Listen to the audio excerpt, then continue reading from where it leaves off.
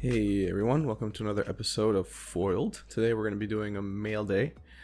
So this is going to be my first mail day foiled episode where I go over some cards I've received recently in the mail, and I'd like to see if all of you would like to see more videos like this. My first foiled video got relatively positive feedback, which was great, and I'm hoping to produce more videos like this. I'm planning on producing a lot of videos of different themes and topics, but I think foiled cards seem to be interesting for at least some of you, so I'm going to continue doing that. So just sit back, relax. We're going to be going over some foiled cards that I got recently in the mail. Just give you a quick preview of those. We're going to go through each one, sleeve them up, and I'll talk about them at the same time. We'll start off with Breeding Pool Expedition. I think curving is probably the biggest issue here, but this one's actually pretty good shape. If you just look at it, it's pretty good shape.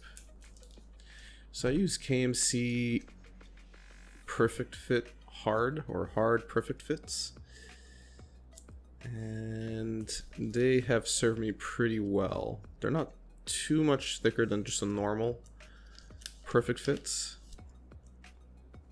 And yeah, it just gives me a bit extra peace of mind when using the cards in a deck.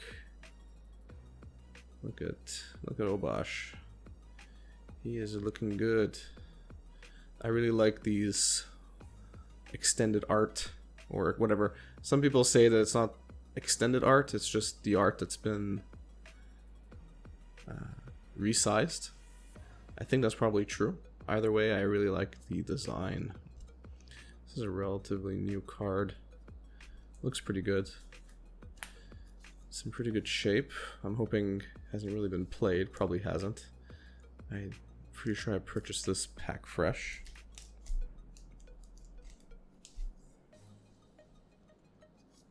What do you guys think about these full arts? I'm actually curious. I want to know if I'm alone here.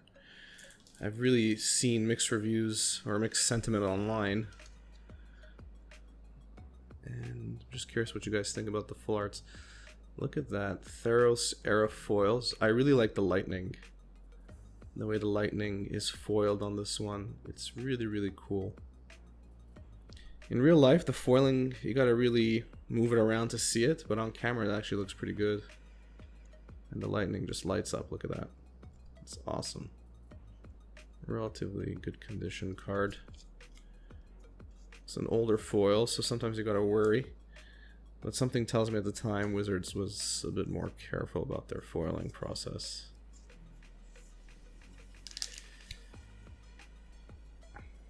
We got the second one out of the way. I'm buying these cards for play in the future, in future brews. I already have some lists that I'm working on that are not necessarily posted anywhere, but I like to have the cards in advance. Plus, it's just expanding my collection. Kitchen Finks, more of a sideboard card than anything else. Let's look at that before I sleeve it up. Again, looks pretty cool. Selective foiling, as you can see. Relatively good transitioning between the art and the foil. Again, can't really see, but the curving is not bad at all. You can barely tell. I keep these in a relatively dry environment. If they're in a humid environment, it's not for long. And I mean, they don't curl right away, right? Even if you're in 100% humidity, but they won't last long in 100% humidity, but it's not instant curling either. How many of these do I have? Tireless Tracker, surprisingly hard to find in foil. I think I got these from Channel Fireball.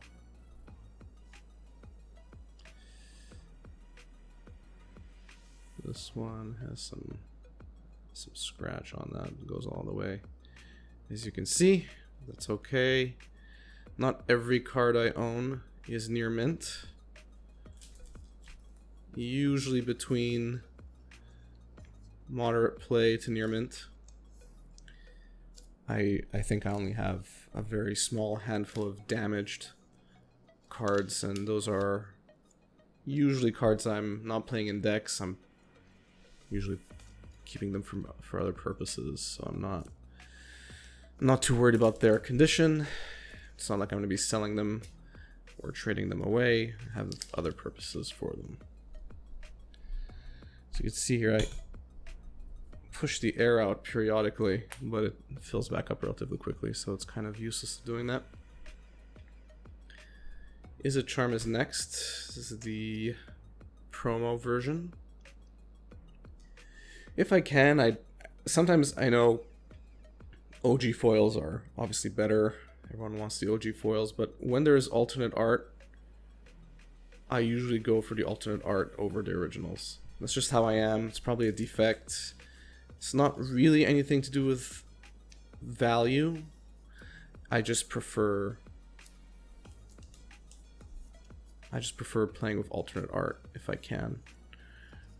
I'm not big on custom art, but alternate art coming from wizards that I like.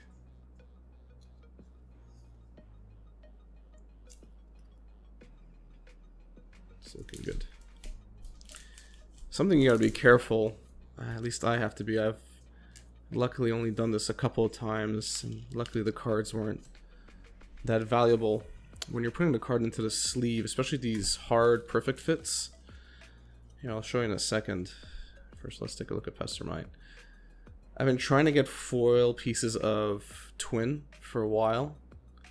Surprisingly, not surprisingly, they're actually not that easy to get. At least Splinter Twin isn't, the actual enchantment. So here is what I mean. So you put the card into the sleeve, and this part here where you're pushing it in, if you're not careful, you could bend the card really quickly and you could actually damage the card. It's a bit harder to do on foils because the foils are a bit thicker in general, but just something to note. I'm sure if you've done this enough times, it's happened to you. But yeah, so yeah, getting the all the pieces for Twin, even though I wasn't really a Twin player, I wasn't a Twin player when Twin was legal, obviously. I think if for whatever reason Twin was unbanned in Modern, I'd probably start brewing with it. As usual, not playing necessarily the main decks, the decks that everyone else is playing, but brewing something that I would want to play instead. I got all 4 Pestermites here. How's this one looking? This one's looking good. It's pretty good condition. Yeah, not too much scratches. And again, this is an older, slightly older foil. This is original Modern Masters, I think. It's not really clear on video. Yeah, it's relatively straight. Nothing, some dryness won't cure.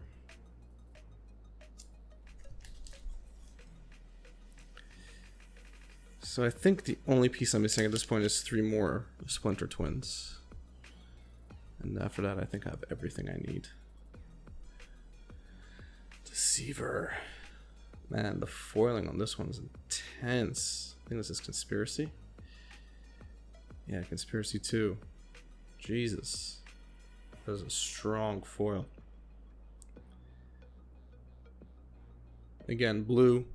A beautiful color to foil in general. But this one in particular is just strong. Carefully push it in. And if you're wondering, yeah, these black sleeves are just the KMC's Hypermats. Again, I play with Hypermats with all my decks. They've done me good for many, many years. Can't complain. Life goes on. It's been a neat, this was a neat little sideboard card. I've seen in some decks and I've tried to make work in some of mine. You know, I gain 4 life. If creature died this turn, you gain 8 instead. It's pretty decent against burn decks where your creatures are dying quite often. And if you're not playing very large creatures, or you're not playing consistently large creatures, Feed the Clan isn't necessarily a good option for you. If you guys know what Feed the Clan is, you gain 5 life I believe, for 2 mana. Don't quote me on that, please. But if you control a creature of 4 or more power, you gain 10 instead. I think those are the correct numbers. Either way, it's just the point here is that it has ferocious, so if you don't often have creatures of more than 4 power, it's not really a good option. But Life Goes On is a relatively good option. Here's Aether Gust. Another in-demand foil at the moment. Really hard to find. You'd be surprised. It's an uncommon from a recent set, but man, foils, hard to find. Relatively expensive for an uncommon. That's been printed recently. But the foiling is just beautiful. I mean, the artwork is pretty cool. But the artwork, if you remember from my first foiled video, I said purple is an insane color to foil, and this artwork has purple in it, and it's just beautiful. I don't think actually the video is doing it justice. It really looks nice. This one's a bit scratched, but it's passable. Yeah, I think this is my 3rd or 4th Aether Gust. I think I have the playset. Not that you really need a playset, but a lot of lists run 4. At least one of my lists. Sorry, a lot of lists run 3. At least one of my lists run 3. So I have at least 3 of those. Poor old Thragtusk. I remember when Thragtusk was like a $50 card. Or something around that. When it was illegal in Standard. And the foil, forget it. And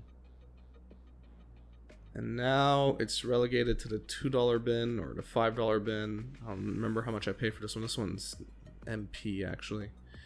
Doesn't look MP, but you see that right there? Yeah, that might be even less than MP. It's probably considered damaged. Not to worry though, when it comes to a $3 card, I can live with that for a card of that value. And let's be honest, it's not going to blow up ever again. Even if it somehow breaks in some other deck. I mean, it's been reprinted quite a bit. What's next? Obstinate Baloth. Hello. Another nice sideboard card. Good against Jund or other discard heavy decks. Wow, the foiling on this M11. Jesus. Let me try and show that to you. It's crazy. Look at that. I love it. I mean, this one's a bit scratched up too. Not as bad as Thragtusk. It's awesome. Really puts to shame a lot of the new foiling that you see in a lot of recent sets. Still can't get over the Serum Visions. The Secret Lair Serum Visions. Just horrible foiling. Horrible. Or at least the color, the ink color has been horrible. Next up, Clothis. Badass card. In gameplay and in looks as well. I really like this version of it. It's really weird. I mean, if you haven't owned one of these cards, the feeling is like when I first held it, I thought it was fake because it just feels different. It really doesn't feel like your traditional Magic card. But alas, I got a few from different sources and they all felt the same, so I felt a bit better. But it's just kind of weird the way whatever cardboard stock they've used for this one or foiling process they've used, it's definitely gives you a different feel. Up next, Blazing Volley. Not necessarily. I think this is a more sideboardish card. I think I just want to add a bit more to my red spells, the red collection cards that I have. The foiling is pretty decent on this as well. It's not bad. Artwork is decent.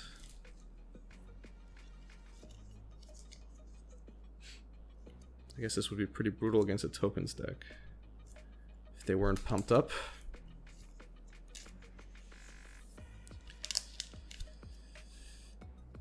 Up next, Archmage's Charm. Look at that beauty. Another hard foil to find. Really hard. At least vendors is willing to sell to Canada for whatever reason. I did purchase 4 overall from different places. I think I'm still missing one. But look at this one. Ah. It's just beautiful. It reminds me of Force of Negation, because Force of Negation is very similar. blue in the center, red all around. It really looks good. Look at that. Beautiful. The art is just whatever, it's normal, but the color choices and the foiling.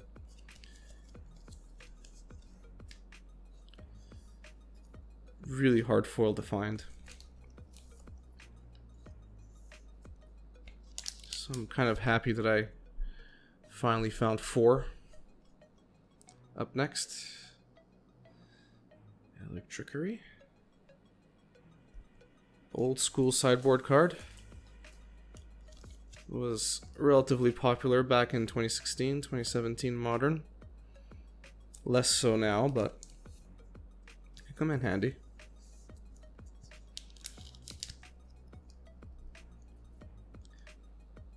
Rough and Tumble, believe it or not, is legal in Modern. So a lot of people forget that it is legal. It wasn't just printed in the Commander set, it was in Planar Chaos. Rough and Tumble. You're mostly playing it for Rough, not so much for Tumble, because let me just show you here. Tumble is 6 CMC. So I'm not too interested in that in Modern, although I guess in a crazy world it could work. But you're more interested about Rough and Tumble dealing 2 damage to each creature without flying. Mostly would be playing this in a Delver deck where I don't want to kill my Delvers, my flip Delvers with Pyroclasm or similar effect. So hitting non-flying creatures is ideal. Fire Spout is 3 mana and is a bit tricky to cast color-wise, so yeah, this Rough and Tumble is a pretty good option. Up next are going to be 4 Molten Rains. Pretty badass. That tower, or whatever it is getting destroyed. Why not? If it's a non-basic land, deal damage to that land's controller. Add insult to injury, I suppose. These ones are in pretty good shape. No real curling, even though these are relatively old. Let me just sleeve these up really quickly.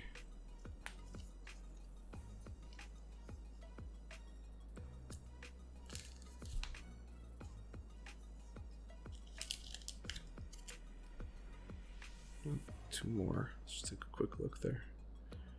Not bad. Almost done with today's mail day. I hope you enjoyed it. Going through all these cards. I've done this like a million times. Actually gets tiring after a while. Putting everything in the sleeve. You can't really see it in the video, but I'm gonna press down, remove all the air. It flattens, but it relatively quickly just pops back up. It's kind of funny how the air fills in. But because we're double sleeving, it actually helps a bit with the curling. It does reduce the exposure to air, to the card itself. Because it's a lot harder for the air just to get through the first sleeve and then into the second one. So you are reducing the exposure, which helps with curling with foils. Or even non-foils, just longevity. Bloodbraid Elf. These cards are definitely not near mint. Again, I preferred the alternate art. And I think there's three different arts for Bloodbraid Elf, if I remember correctly. But I settled on this one because it was a promo.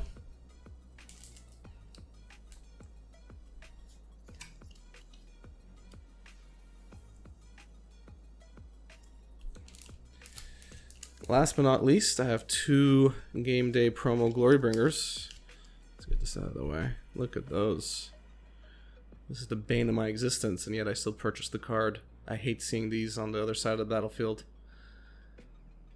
4/4 flyer with haste for 5 mana and exert. Isn't that fair? In a format with Arbor Elf and Utopia Sprawl. Yeah, it's super fair. Super fair. Ever seen one of these on like turn 3? Yeah, let me tell you. It's not fun. It's essentially game over. How am I supposed to deal with this on turn 3? Doesn't happen often, but it does happen.